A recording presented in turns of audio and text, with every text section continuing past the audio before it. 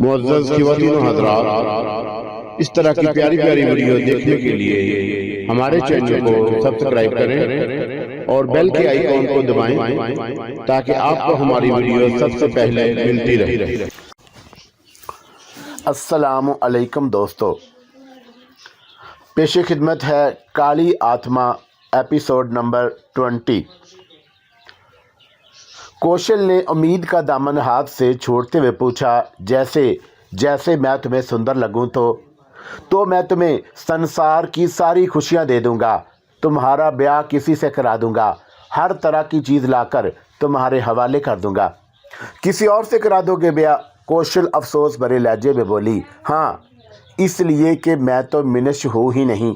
अच्छा, फिर तो मजबूरी है। क्या तुम्हारे मन में मेरे लिए कुछ आता है? अरे नहीं, वो तो हम तुमसे मालूम करने के लिए ऐसे ही पूछ रहे थे। चल करना, बहुत देर हो गई है। कौशल ने करना का हाथ पकड़ा और दोनों मायूसी से मुंह मोड़कर चल पड़ी। मैंने एक बार फिर आंखों को ज़ोर से भींचकर जहन को झटका दिया। नहीं धर्मदास, मैं तुम्हें कोई ऐसा दुख नहीं पहुंचाऊंगा जो तुम्हारे दिल को ज़ख्मी कर दे। बहरहाल ये मेरा फ़ैसला अटल था। दूसरे दिन धर्मदास मेरे पास आ गया, कहने लगा, शरून, मोहन सुसरा वहीं मौजूद है, हम मालूम करके आए हैं।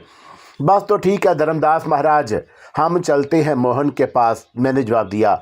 और धर्मदास के चेहरे पर अजीब से तासरात नज़र आने लगे। मैंने उसे गौर से देखा तो वो फीके से अंदाज में हंस पड़ा। क्या बात है धर्मदास महाराज? भैया, तेरे आने से मन का मान तो बहुत बढ़ गया है, पर क्या करें, डर भी लगे है। 2 बेटियों के बाप हैं और मोहनलाल सुसरा कमीना है। हम ये सोचते हैं कि उससे दुश्मनी मूल लेनी पड़ेगी। धर्मदास महाराज, उसने 20 गनियाँ ले ली हैं तुम्हारी, तुम अपनी ये 20 गनियाँ उससे वापस मांगोगे। अगर इस तरह दुश्मनी होती है तो हो जाए। अरे वो सुसरा काहे को मानेगा, 1 नंबर का चोर है। बस हम ये सोचे हैं कि उसके आदमी। तो फिर तुम उसकी फ़िक्र मत करो धर्मदास महाराज, ये काम मैं कर लूँगा। मन तो मेरा भी भगवान की सौगंध यही चाहता है कि उस सुसरे की बोटियाँ नोच दें। अरे बस्ती वालों का जीवन हराम कर रखा है उसने। तरह तरह से लोगों को बनाता है, किसी को ज़रूरत हो या ना हो, भीगा बिल्ला बनकर पहुंचता है। तुम्हारे पास क्या नहीं है महाराज, ये नहीं है, वो नहीं है। तुम पैसे की चिंता मत करो, हम देंगे। और उसके बाद दे देता है थोड़े बहुत पैसे, और जिस चीज़ पर दांत लगाए बैठता है सुसरा, उसे कब्जे में करके ही छोड़ता है। तुम फिक्र मत करो धर्मदास महाराज, आज उसका क्रियाक्रम हो जाएगा, मैंने जवाब दिया। अंदाज़ा था कि धर्मदास महाराज मोहनलाल के सामने जाने से डर रहा है, लेकिन बहरहाल मुझे मुतहरक तो रहना था। अब यहाँ इस बस्ती में बेचारे तेली का बेर बनकर तो नहीं रह सकता था। देखूं ज़रा ये मोहनलाल साहब हैं क्या चीज़। बड़े जतन करके धर्मदास को तैयार किया और बिल आकर उसे लेकर मोहनलाल की हवेली की जानब चल पड़ा। बड़ा सा घर था, बस्ती के लोगों को भी देखा। धर्मदास से बस्ती का नाम मालूम किया, क्योंकि अब मुझे अंदाज़ा हो गया था कि इंसानों की आबादी के नाम भी हुआ करते हैं। मादी की बेशुमार बातें जहन में उतर भी गई थी। एक तवील तरीन दौर था जो इंसानों से दूर रहकर गुजारा था और बहुत सी इंसानी सिफात से महरूम भी हो गया था, लेकिन अब रफ्ता रफ्ता ज़िंदगी में शामिल हो रहा था और हर चीज़ के बारे में मालूमात हासिल करने का तजस्सुस भी दिल में था। हवेली बहुत खूबसूरत थी। बड़े से दरवाजे पर दरख्त लगे हुए थे। अंदर एक वसी अहाता था और अहाते में मोहनलाल महाजन एक मखसूस हिस्से में बैठा हुआ था। सूरत से ही शातिर आदमी मालूम होता था। 8-10 अफराद आस पास मौजूद थे। कुछ ऐसे भी थे जो फासले से खड़े हुए थे। ये यकीनन मोहनलाल के पालतू कुत्ते थे जो उसके लिए काम करते होंगे और जिनके बारे में धर्मदास ने मुझे बताया कि वो उसके पाले हुए गुंडे हैं जो उसके लिए काम करते हैं। धर्मदास अंदर दाखिल हो गया। अब उसने भी हिम्मत पकड़ ली थी। यहाँ तक आते हुए डरता रहा था, लेकिन यहाँ आने के बाद गालबन उसके दिल में कोई ऐसा जज्बा सर उभारने में कामयाब हो गया था जिसने उसे निडर बना दिया था।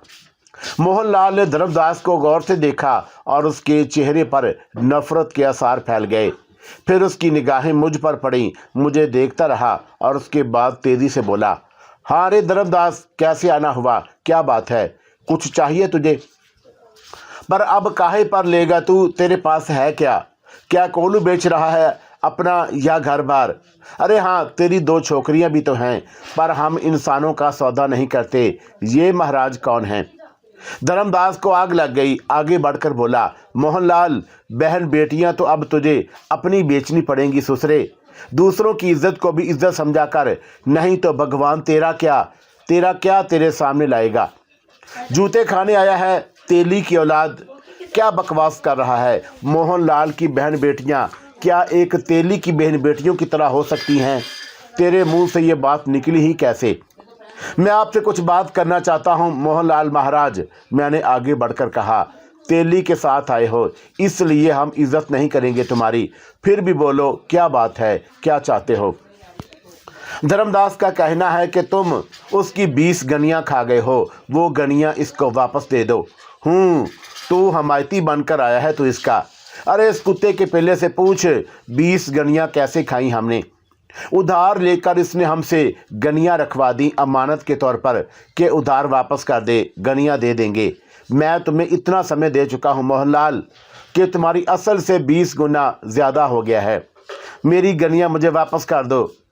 तो तू गनियां वापस लेने आए हो तुम, और तुम्हारा क्या नाम है?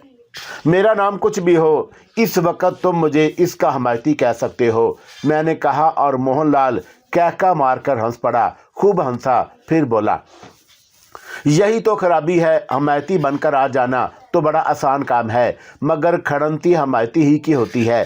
अरे सरजू, ए जोगन प्रभु, ज़रा आओ।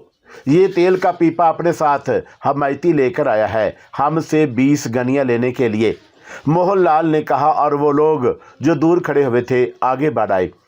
उनके हाथों में लाठियां थी। वो कौन ख्वार निगाहों से मुझे देखने लगे। मोहनलाल ने कहा, इस तेली को तो बाद में देखेंगे, ज़रा पहले इस हमायती की ठिकाई कर दो, तोड़ दो इसकी टांगे, बाद में इस तेली का हिसाब किताब करेंगे। 2 आदमी आगे बढ़े। गालबन उन्होंने मेरे लिए खुद को काफ़ी समझा था। मेरे करीब आए तो मैंने हाथ बढ़ाकर एक साथ उन दोनों की गर्दनें पकड़ लीं। मेरे हाथ के चौड़े पंजे उनकी गर्दनों पर जम गए और उन्होंने ज़ोर ज़ोर से मुझे मारना शुरू कर दिया। मैंने हाथ का दबाव बढ़ाया तो उनके हवास गुम होने लगे। फिर मैंने उन दोनों को हाथों ही के बल झुकाई देकर ऊपर उठाया और पीठ के पल ज़मीन पर दे मारा।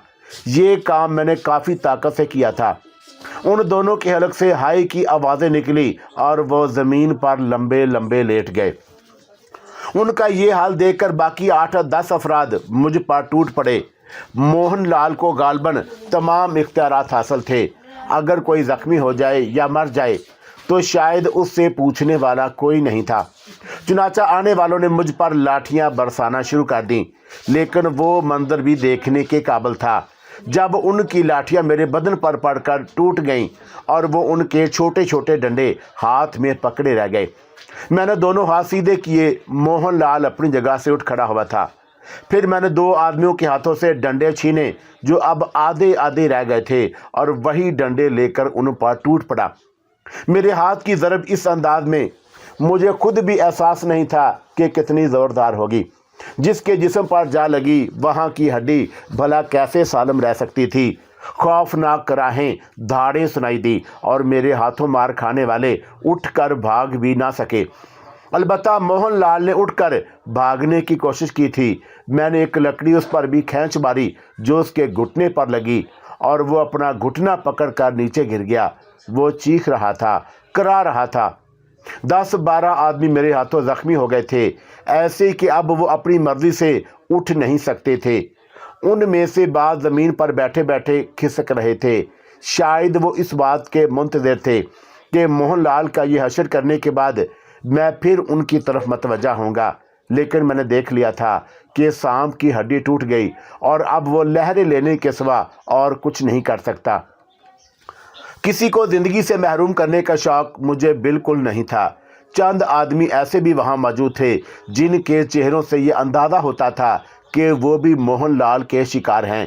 अब उनके चेहरों पर खुशी की हल्की हल्की सुर्खी नजर आ रही थी। मोहनलाल घुटना पकड़े चीख रहा था और अंदर से उसके अहले खानदान बाहर निकल रहे थे, जिनमें औरतें भी थी और नौजवान लड़कियां भी। जवान मर्द अलबत्ता कोई नहीं था। वो सब मोहनलाल के गिर्द जमा हो गई और मोहनलाल उन्हें बताने लगा कि उसके घुटने की हड्डी टूट गई है और वो लंबा लंबा पड़ गया था। नौजवान लड़कियों ने उसे उठाने की कोशिश की तो मैं आगे बढ़ा, मोहनलाल की पिंडली पर अपना पांव रख दिया। 20 गनियां तुझे वापस करनी है मोहनलाल, और उस वक्त तक तुझे नहीं छोड़ा जाएगा जब तक कि 20 की 20 गनियां धर्मदास की जेब में नहीं पहुंच जाएंगी। और ये काम अगर चंद लम्हात में ना हुआ तो मैं तेरी पिंडली पर दबाव बढ़ाऊंगा और पिंडली की हड्डी तड़ाक से टूट जाएगी। अरे नाना महाराज, अरे ना, हाथ जोड़ते हैं हम तुम्हारे, 20 गनियां ले लो। अरे जाओ जल्दी से अंदर जाकर 20 गनियां निकाल ला और तेरा सत्यानाश, हड्डी पिसली तोड़ दी सारी की सारी। अरे मर गए भैया धर्मदास, तेरा अच्छा नहीं होगा। और ये पापी कौन है? मोहनलाल, अभी तक 20 गनियां नहीं आई। ओए कमबख्तो, मुंह क्या देख रहे हो हमारा? माया जाल ले आओ अब 20 गनियां। उस वक़्त घोड़ी चढ़ गई है इसकी, पर देख लेंगे, भगवान की सौगंध देख लेंगे। मुअम्मर औरत अंदर चली गई। जो चंद लोग मोहनलाल के आसपास मौजूद थे और जिन्होंने इस मामले में कोई दिलचस्पी नहीं ली थी, बल्कि मोहनलाल का ये हशर देखकर वो किसी कदर खुश नजर आते थे, मैंने उन्हें मुखातब करके कहा, भाई अगर आप लोगों का भी कुछ मोहनलाल पर मौजूद है तो ये मौका अच्छा है, मुझे बता दीजिए। बाकी लोग तो खामोश खड़े रहे, मगर 3 आदमी आगे बढ़ आए और उन्होंने हाथ जोड़कर कहा, महाराज, इसने मेरा जीवन नष्ट करके रख दिया है, हमारी ज़मीनों को अपने कब्जे में कर लिया है महाराज। इसने बहुत रुपया ले लिया है, हम और हमारा जीवन खराब किए हुए है। इससे कहिए कि हमारी ज़मीनों को आज़ाद कर दे। अरे कुत्ते के पिल्लो, रकम नहीं ली है क्या मुझसे? मोहनलाल, इस वक्त मैं यहाँ मौजूद हूँ। जिसने जो कुछ लिया है वो एक अलग बात है, लेकिन उनका जो कुछ तुमने लिया है इसे वापस कर दो। ज़मीनें अंदर रखी हुई हैं, उठा कर ले जाओ। मोहनलाल झल्लाकर बोला, ज़मीनें तो अंदर नहीं रखी हुई मोहनलाल। क्या एक बात तुम अच्छी तरह समझ लो कि इनकी ज़मीनों पर अगर तुमने बुरी नज़र डाली तो फिर तुम्हें आंखों से अंधा होना पड़ेगा। ये सुसरे कुत्ते के पिल्ले हराम का खाते हैं, 20-20 शेर की खुराक है इनकी, और अब पड़े हुए हैं आरे तिरछे। अरे सिसरो, देख लूँगा तुम्हें, हमारी जान बचाओ। मोहनलाल ने गुस्से से अपने आदमियों से कहा। मोहनलाल, हमारी हड्डियां टूट गई हैं, हाय हम मर रहे हैं। सुसरो, मर ही जाओ, ऐसे जीवन से तो तुम्हारा मरण ही अच्छा है, मोहनलाल ने दांत पीसते हुए कहा। उसी वक्त मुअम्मर औरत वापस आ गई थी। सोने की 20 गनियां उसने मोहनलाल के सामने रख दी तो मोहनलाल घुराकर बोला, अरे हमें काहे को दे रही हो, दे दे इसको। और 20 की 100 ना वसूल की तो मोहनलाल नाम नहीं है। जब गनियां धर्मदास के पास पहुंच गई तब मैंने मोहन के पाँव पर से पाँव हटाया था और उसके बाद मैंने घूमकर मोहनलाल से कहा, ओ मोहनलाल, इसके बाद तुम अपना ये कारोबार बंद कर दोगे। जिन लोगों से तुमने जो कुछ लिया है उनमें से ईमानदारी के साथ अपने पैसे काटोगे और बाकी सब कुछ उन्हें वापस करोगे। अगर तुमने ऐसा ना किया तो मैं तुम्हारे इस घर को खंडर बना दूंगा। तेरा राज हो गया है क्या? बस्ती तेरी अपनी हो गई है क्या? वापस आऊं? अरे जा भाई जा, ना जाने किसका मुंह देख लिया था सुबह सुबह, पर देख लेंगे बेटा, देख लेंगे, हमारा नाम भी मोहनलाल है, मोहनलाल ने कहा। मैंने धर्मदास के शाने पर हाथ रखा और आहिस्ता से बोला, आइए धर्मदास महाराज। धर्मदास 20 गनियां अपने अंगूछे में बांध चुका था। जो कुछ भी हुआ था वो अलग था, लेकिन गनियों के मिल जाने से वो इतना खुश नजर आ रहा था जैसे उसे कायनात की सारी दौलत मिल गई हो। मैं हंसता हवास के साथ वापस पलट पड़ा। मोहनलाल की हवेली में जो कुछ भी हो रहा हो वो अलग बात थी, लेकिन धर्मदास की खुशियों का कोई ठिकाना नहीं था। घर में दाखिल हुआ तो हाथ पांव कांप रहे थे। अंगूछा खोलकर बेटी के सामने रख दिया। दोनों बेटियां भी थी। ये सब खुशियों में डूब गए।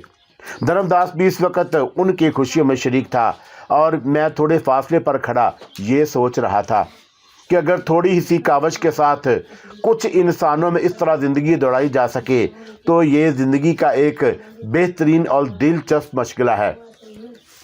न जाने कब तक धर्मदास पर 20 गनियों का नशा तारी रहा। घर में खुशगवार कैफियत नजर आ रही थी। धर्मदास ने बताया कि उसने 20 गनियां एक लुटिया में रखकर ज़मीन में गाड़ दी हैं और जगह ऐसी कर दी है कि किसी को शुबा भी नहीं हो सकेगा। लेकिन अब धर्मदास पर से ये नशा उतर गया था और वो आगे की तशवीश का शिकार हो गया था। उसे अब यह फिक्र हो गई थी कि सब कुछ जो कुछ हुआ है उसके जवाब में मोहनलाल ज़्यादा से ज़्यादा क्या कर सकता है। उसने मुझसे कहा, हम जानते हैं शरून के मोहन सुसरा सीधा दलीप चंद के पास पहुंचेगा और उसके सारे आदमी तो बेकार हो गए हैं।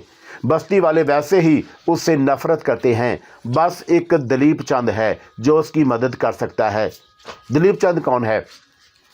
अरे दलीप चंद को नहीं जानते? जागीरदार है बहुत बड़ा, वो भी बहुत जालिम है। और फिर सबसे बड़ी बात यह है कि उसकी भतीजी दिलीप राज के एक रिश्तेदार से ब्याही हुई है। बहुत बड़े राजा हैं, पर जागीर उसी वजह से तो मिली है उसे।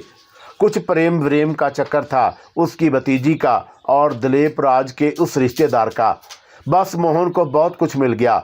उसकी पहुंच राजा दिलीप तक है और ये सुसरा मोहन दिलीप चंद के पास आता जाता रहता है। बस ये खतरा है कि कहीं जागीरदार इसके बारे में कोई काम ना कर बैठे। फिक्र ना करो धर्मदास महाराज, जो कुछ होगा देख लिया जाएगा, मैंने जवाब दिया। दूसरे दिन गोपाल नामी एक शख्स धर्मदास के पास आ गया। धर्मदास उसे देखकर चौंका। गोपाल ने कहा, अरे धर्मदास भैया, बातें करने आए हैं तुझसे, थोड़ी देर अंदर आने दो, आ जाओ। गोपाल दरमियानी उम्र का एक शख्स था। एक जगह बैठ गया। मैं भी करीब ही मौजूद था। उसने मुझे भी हाथ जोड़कर प्रणाम किया था। धर्मदास उसे मुश्तबा निगाहों से देख रहा था। उसने कहा, कहो गोपाल, कैसे आना हुआ? धर्मदास, कहने को तो हम मोहनलाल के नौकर हैं, पर एक बात कहीं तुमसे, अगर सच मानो तो कहो। मन से हम भी उसे बुरा समझते हैं। बस भैया, ये पापी पेट जो होवे है ना, ये मिनश को कुत्ता बनने पर मजबूर कर देवे है। इस पेट के लिए हम नौकरी कर रहे हैं। ठीक है गोपाल, ये तुम्हारा मामला है, कहो हमसे क्या काम है? धर्मदास भैया, जो कुछ हो गया है ना कल, अच्छा नहीं हुआ। अच्छा तो नहीं हुआ है, पर उसने भी जो आफत जोत रखी है, इंसानों को जीने से रोक दिया है उसने। अब देखो ना कि गनियाँ खा गया हमारी। अरे हमने तो सब कुछ अदा कर दिया था उसका, फिर काहे को हमारी रकम दबा कर बैठ गया? बस इसलिए ना कि हम कमज़ोर हैं। वो तो ठीक है, पर और कोई तरीका होता तो ठीक था। अब पता है कि वो सुसरा दिलीप चंद के पास जाने की तैयारियां कर रहा है। तुम अपने मालिक को गालियां दे रहे हो? धर्मदास ने पूछा। देखो धर्मदास, हम कह तो चुके हैं तुझसे कि मन से हम भी उसे नापसंद करते हैं। हमारे ऊपर शक मत कर। कोई सुन गुन लेने नहीं आए, ऐसे ही आ गए हैं ये मालूम करने के लिए कि ये कौन है, कहाँ से मिला है तुझे। मोहनलाल ने भेजा होगा तुम्हें ये मालूमात हासिल करने के लिए। भगवान की सौगंध, अपने बच्चों की सौगंध, ऐसा नहीं है, खुद ही मालूम करने आ गए हैं। अच्छा तो ये बताओ कि वहाँ क्या हो रहा है? अरे भैया, सब टूट फूट गए हैं सुसरे। गाड़ियों में डाल डाल कर बड़ी बस्ती ले जाया गया है उन्हें, ताकि वीद हकीमों से इलाज कराया जा सके। सारे के सारे तड़पते रहे हैं, हर एक की हड्डी टूट गई है। वो तो मोहनलाल बच गया, लेकिन उसका घुटना भी सूज गया है। कह रहा था कि धर्मदास को ऐसी सज़ा दूंगा कि जीवन भर याद रखेगा। वो तो है, मगर अब जो होगा देखा जाएगा। पर ये कौन है? हमारा भतीजा है। तेरा भतीजा? हाँ, क्यों? तुमने पहले कभी जिक्र नहीं किया इसका। तुमसे सारी बातों का जिक्र करना ज़रूरी है गोपाल। अरे भाई, तू ठीक से बात नहीं कर रहा। इसका मतलब है कि तुझे हमारा आना अच्छा नहीं लगा। हाँ ठीक बात है, हम मोहनलाल के नौकर जो हैं। खैर ठीक है भैया, अच्छा चलते हैं। जय राम जी की। वो उठा और बाहर निकल गया। धर्मदास के चेहरे पर भी फिर तशवीश के आसार फैल गए। मैंने उससे कहा कि तुम बिल्कुल चिंता मत करो महाराज, अब जो होगा देखा जाएगा। हाँ भैया, वो तो ठीक है, जो भगवान की मर्जी। मगर शरून, तुझसे ये काम लेते हुए हमें अच्छा नहीं लगे है। तू कोलू चलावे है। अगर हम 20 गनियों में से एक गनी निकाल कर कहीं से एक बैल खरीद लें तो? मुझे तो कोलू चलाने में कोई एतराज़ नहीं है, बैर हूँ तुम्हारा। लेकिन अगर तुम बैल खरीदना चाहते हो तो उसके पैसे भी क्यों ना मोहनलाल से ही ले लिया जाएं। अरे नहीं भैया, ऐसे नहीं करेंगे। सुसरा अब के ऐसा कोई चक्कर चलावेगा कि निकलना मुश्किल हो जाएगा उसके चुंगल से। कितने का आ जाएगा बैल? भैया 20 रुपये से तो क्या काम आएगा। अच्छा ठीक है, काम ज़्यादा कर दो, मैं कोलू चलाता हूँ, सारी बस्ती का काम ले लो। ये तो तुमने देख ही लिया कि मैं तेल कितनी जल्दी निकाल देता हूँ। 20 रुपये जमा कर लो और उसके बाद जो होगा देखा जाएगा। हाँ ये ठीक है, पर शर्म आवे है। नहीं, मुझे कोई तकलीफ़ नहीं होती, मैंने जवाब दिया। इस दौरान दूसरे दिलचस्प मामलात भी चलते रहे।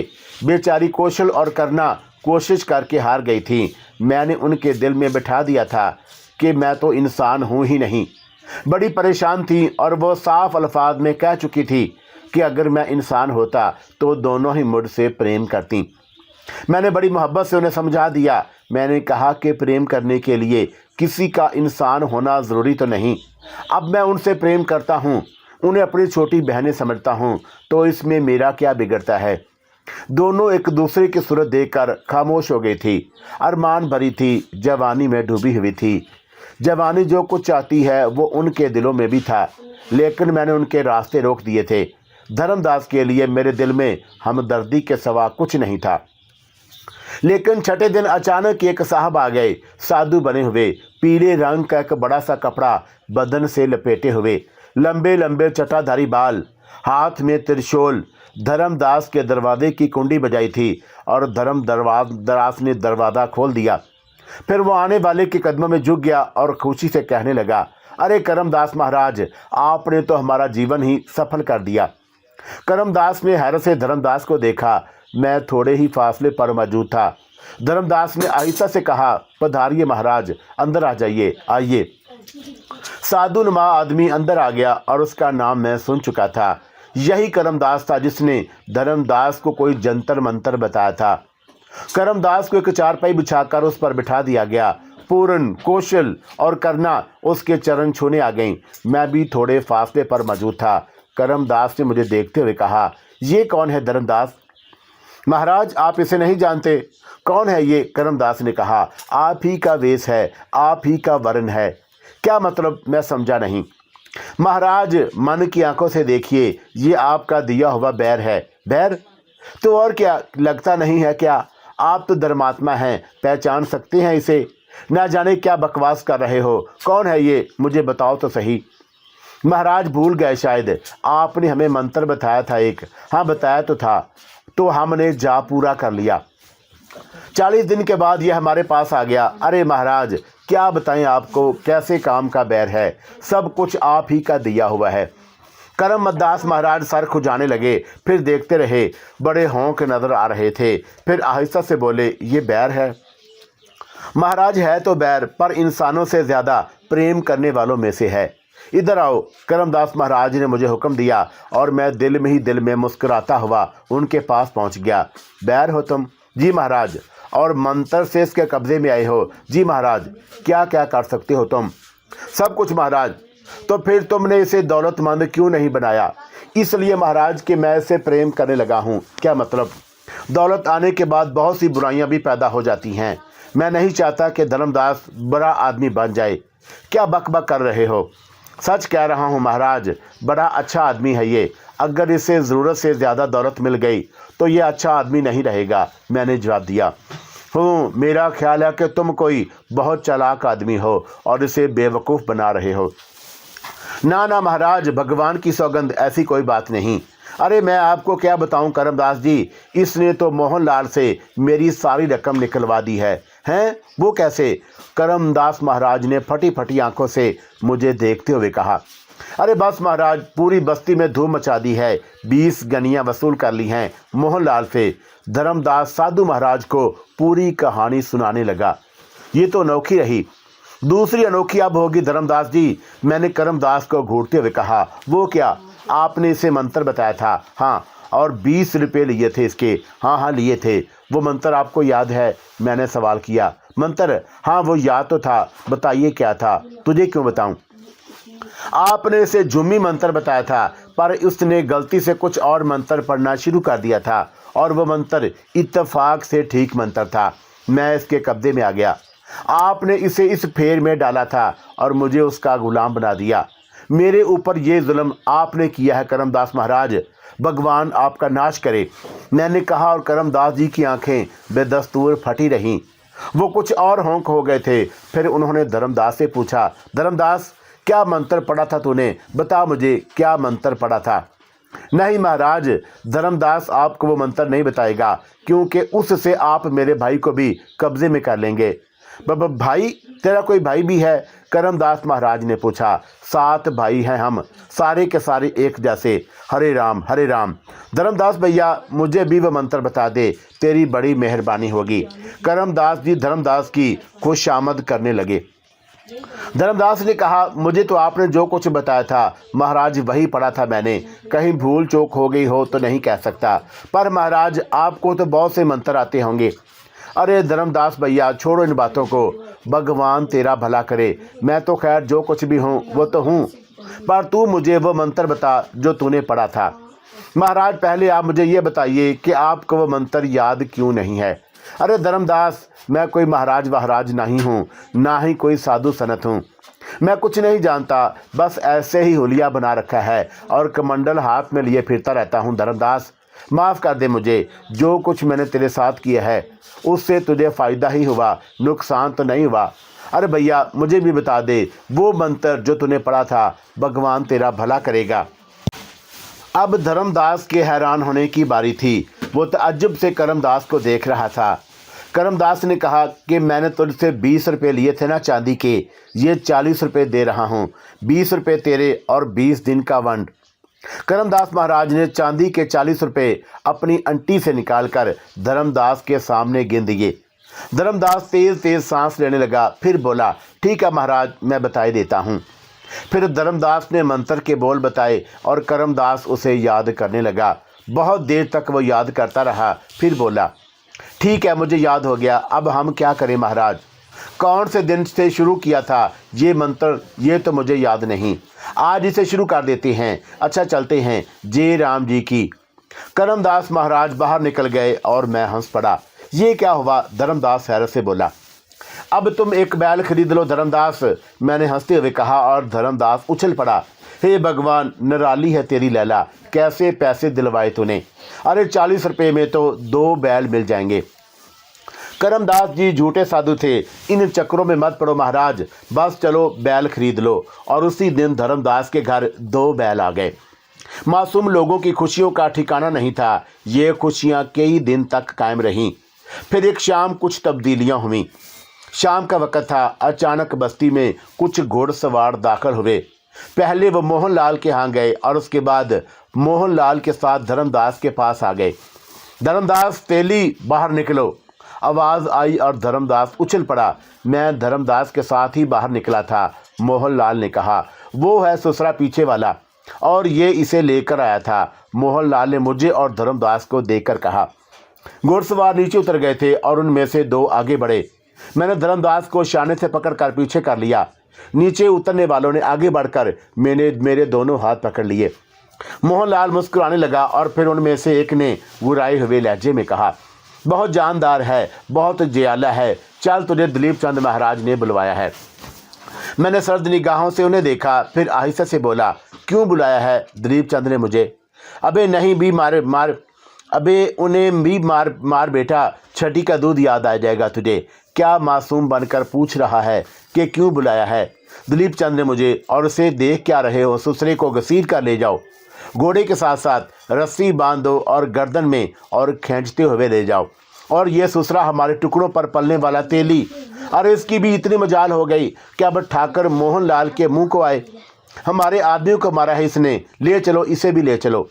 मजीद 2 आदमी घोड़ों से उतरे और मोहनलाल के इशारे पर धर्मदास की जानब बढ़े। तब मैंने आहिस्ता से अपनी कलाइयों को झटका दिया और उन दोनों की गिरफ्त से निकल आया। मैंने उन दोनों को हाथ उठाकर कहा, देखो, तुम में से कोई धर्मदास को छोड़ने की कोशिश ना करे।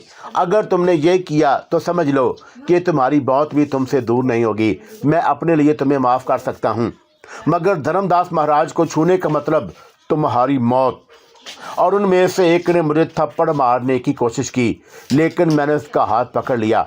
दूसरा हाथ उसके कांधे पर रखकर मैंने हाथ को उसके अकब में मरोड़ा और उसके शाने की हड्डी की टूटने की आवाज़ सब ने सुनी।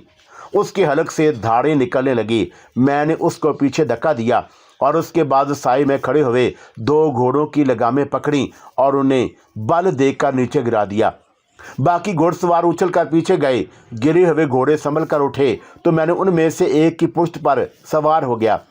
फिर मैंने घोड़े को पीछे किया और एक घोड़सवार को गर्दन से पकड़कर उसे घुमाया और दूसरे सवारों पर उछाल दिया। अफरा तफरी मच गई। घोड़सवारों ने हथियार संभाल लिए और अपने घोड़ों को दौड़ाने लगे। मैं धर्मदास के सामने आ गया। एक घुड़सवार ने वजनी गुर्ज से मुझ पर हमला किया। गुर्ज मेरे शाने पर पड़ा लेकिन कुछ कारगर ना हुआ और मैंने पलटकर घुड़सवार का गुर्द छीन लिया और उसके बाद मैं गुर्ज घुमाने लगा। कई घुड़सवार शदीद जख्मी हो गए और मैं गुर्ज घुमाता रहा। घुड़सवार दलेरी से मुकाबला कर रहे थे मगर उन्हें नाकामी हो रही थी और आहिस्ता आहिस्ता खौफजदा होते जा रहे थे।